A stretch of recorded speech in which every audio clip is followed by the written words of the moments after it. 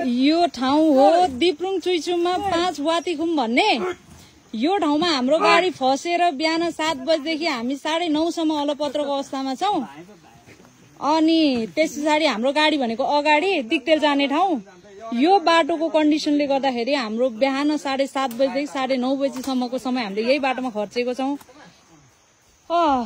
Dinesh sir के भन्नु चाहनुहुन्थ्यो रे भन्नु त ल।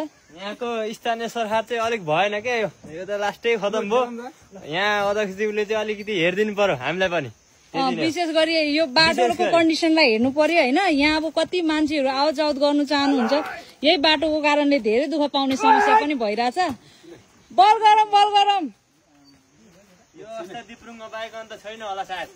खोटाङतिरको राम्रै छ क्यारे। खोटाङ त फिलिलिनी हामी स्कर्पियोमा आयौं तर यहाँ ट्र्याक्टर पनि कुदेन।